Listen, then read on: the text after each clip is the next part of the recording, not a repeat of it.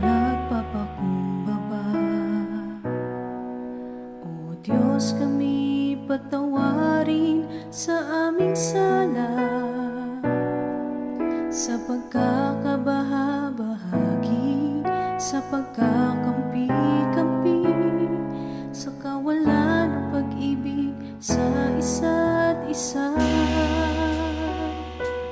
Nagsusumamo, nagpapakumbaba. O Diyos, kami patawarin sa aming sala, sa pagkakabahabahagi, sa pagkakampi-kampi, sa kawalan ng pag-ibig sa isa't isa. Pag-isahin mo ang laman ng aming puso, pag-isahin mo ang laman ng aming isipan.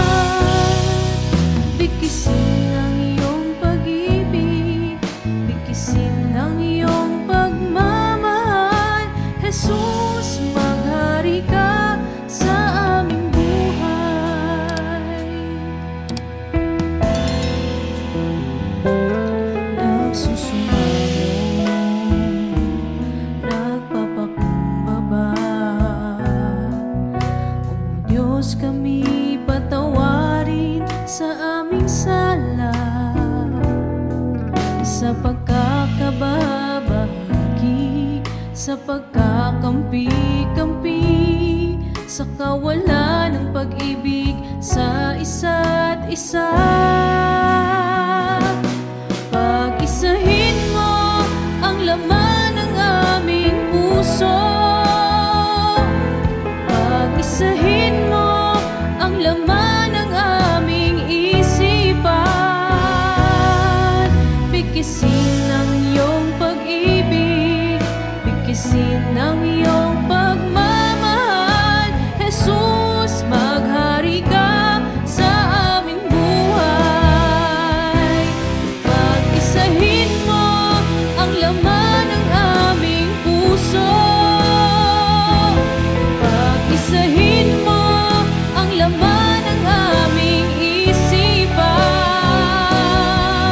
Bigkisin ang iyong pag-ibig, bigkisin ang iyong pagmamahal.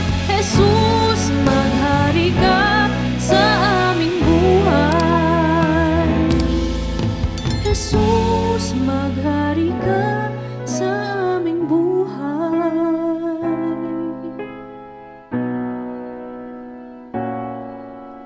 Jesus, maghari ka sa aming buhay.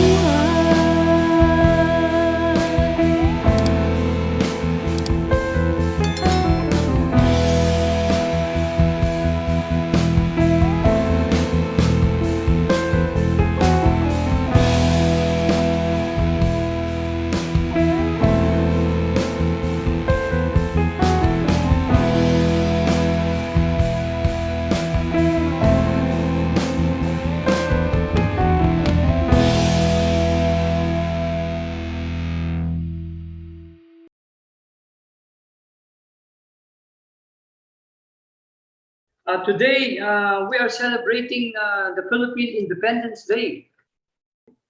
Today, our nation celebrates Independence Day, and we come before Almighty God to thank Him for all what He has done for us, His divine protection, guidance, and wonderful grace, that He has showered upon our people and our beloved nation, the Philippines.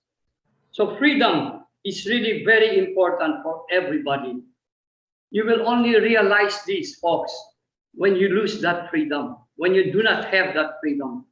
But when you receive the freedom and you gain it, wow, tremendous impact for your life and the life of your loved ones. Happy Independence Day, no? Happy 76th birthday for our beloved Philippines.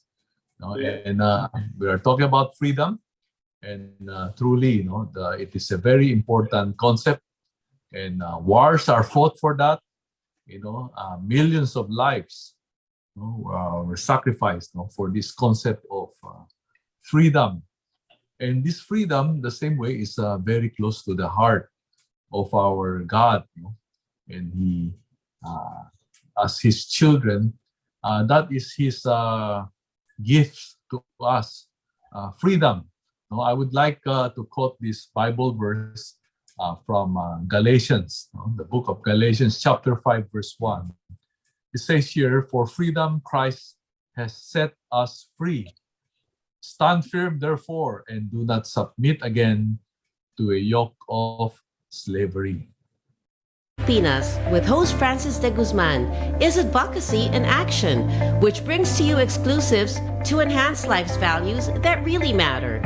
This program also brings forth guideposts on scriptural truths, giving hope to nations. Watch and listen on Teleradio Bandido every Sunday from 12 noon to 1 p.m. on Channel 224 Sky Cable, TV Plus boxes, digital free-to-air Channel 29, DZRJ 810 a.m., Facebook.com/DZRJ 810 a.m., and YouTube channel RJAM News.